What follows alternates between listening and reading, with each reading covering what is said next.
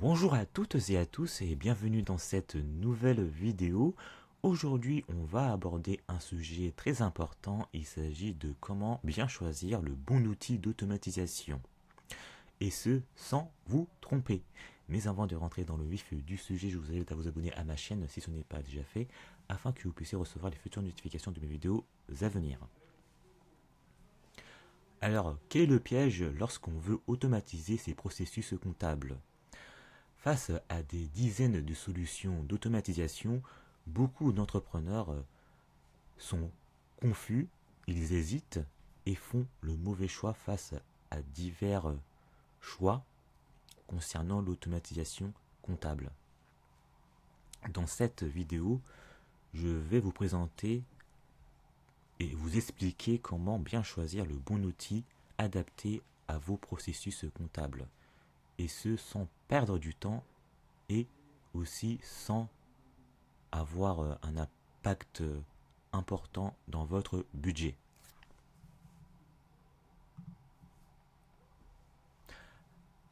Quelle est l'erreur numéro un qui est commis par les entrepreneurs? Alors le piège classique que font beaucoup d'entrepreneurs, c'est de choisir l'outil avant de définir leurs besoins réels concernant l'automatisation comptable.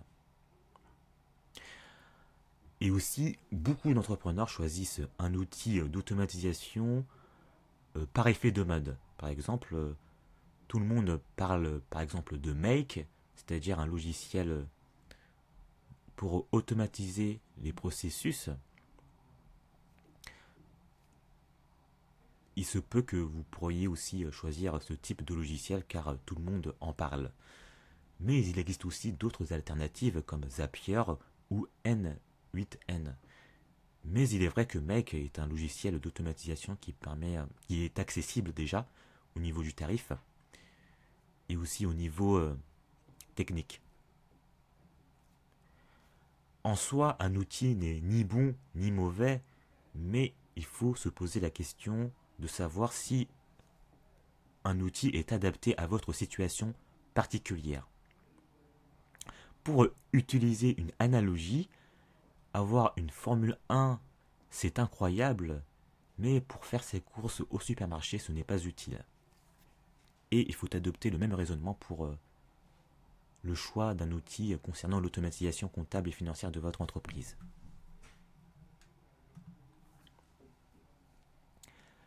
Tout d'abord, vous devez commencer par le problème et pas par la solution. Vous devez vous poser des questions essentielles avant de choisir le bon outil adapté à votre processus comptable. Vous devez identifier le problème précis que vous souhaitez résoudre.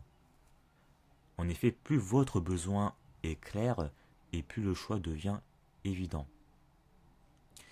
Il peut s'agir par exemple de l'automatisation automatique des factures, c'est-à-dire l'émission et la réception des factures sans intervention.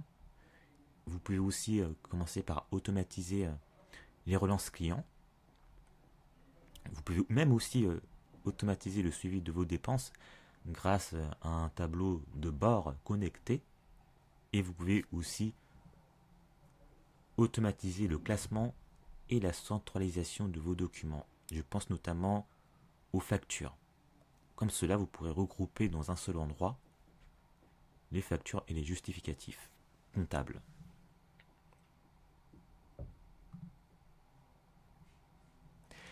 Quels sont les 3 critères pour bien choisir un outil qui est adapté à votre situation? Le premier critère à considérer est la simplicité d'utilisation. Vous devez identifier si l'outil envisagé est simple au niveau de son utilisation. Vous devez savoir si l'outil envisagé est intuitif pour vous et si vous serez plus autonome aussi pour l'utiliser sans intervention d'un tiers.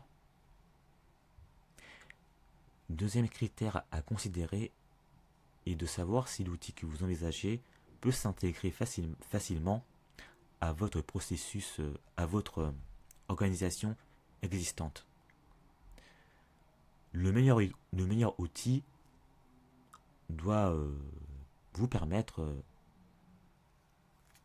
d'intégrer votre, votre processus existant sans encombre.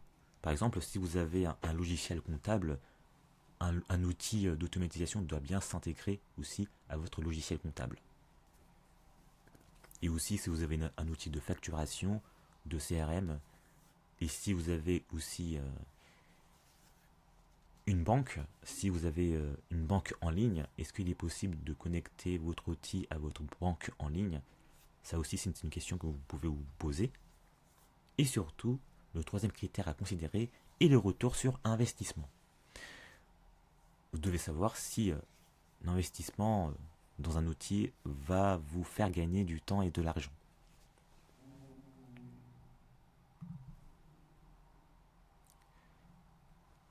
Alors, pour la simplicité d'utilisation des outils d'automatisation, vous devez vous pencher sur un outil qui n'est pas trop complexe, sinon vous ne l'utiliserez pas. Vous devez vous poser les questions suivantes. Est-ce que l'outil que vous envisagez est intuitif pour vous? Est-ce que vous comprenez facilement l'utilisation de cet outil? Et est-ce que vous pouvez être autonome sur cet outil? Ça, ce sont les questions que vous devez vous poser avant le choix d'un outil concernant l'automatisation de votre comptabilité. Ensuite, vous devez savoir si l'outil peut s'intégrer facilement dans votre processus existant. Comme je vous l'ai dit précédemment, est-ce que cet outil peut être connecté à votre banque? Est-ce qu'il est compatible avec votre logiciel de facturation? Et est-ce qu'il peut être relié aussi à votre CRM? Et surtout, vous devez aussi éviter les tâches manuelles, car les tâches manuelles, et de surcroît les tâches à faible valeur ajoutée, font perdre beaucoup de temps. C'est la raison pour laquelle vous devez automatiser les tâches manuelles qui ne sont pas qui ont un faible impact dans votre activité, mais qui font perdre beaucoup de temps. Et aussi vous devez vous poser la vraie question, c'est-à-dire le retour sur investissement. Par exemple, si vous payez 30 euros par mois, mais que vous gagnez, si vous payez 30 euros par mois dans un outil, mais que vous gagnez 10 heures par semaine, c'est déjà un excellent investissement. Mais si vous payez un outil sans l'utiliser, donc c'est une charge inutile. Quelle est la meilleure stratégie afin de bien choisir votre outil d'automatisation? Il est bien sûr possible d'utiliser plusieurs outils adaptés à votre situation, mais vous devez privilégier le moins d'outils possible, car les outils peuvent être complémentaires entre eux. Pour justement choisir de bons outils, vous devez d'abord analyser votre système actuel. Ensuite, vous devez identifier le point le plus douloureux au sein de votre organisation comptable. Je pense notamment à tout ce qui est l'enregistrement des factures d'achat, car les factures d'achat alimentent beaucoup la comptabilité. Ensuite, vous devez choisir l'outil le plus simple pour ce point précis. Par exemple, concernant l'automatisation des factures, vous pouvez utiliser un logiciel de reconnaissance de caractères. Ainsi, vous pourrez scanner automatiquement la facture afin que le logiciel puisse extraire les informations contenues sur cette facture, telles que le montant hors taxe, le montant de TVA, le nom du fournisseur, etc. Et de plus, l'ensemble de ces informations peuvent être enregistrées automatiquement dans une base de données. Ça, c'est la troisième étape. Ensuite, en quatrième étape, vous devez tester sur un petit périmètre. Après avoir choisi un outil et identifié le point douloureux à automatiser, vous devez tester sur un petit périmètre votre automatisation avant de déployer à grande échelle justement votre automatisation. Et c'est exactement l'esprit de ma méthode AZT. Cette méthode vous permet d'automatiser intelligemment avec beaucoup de précision et sans partir à droite et à gauche. Mais cette méthode vous permettra de rester focus.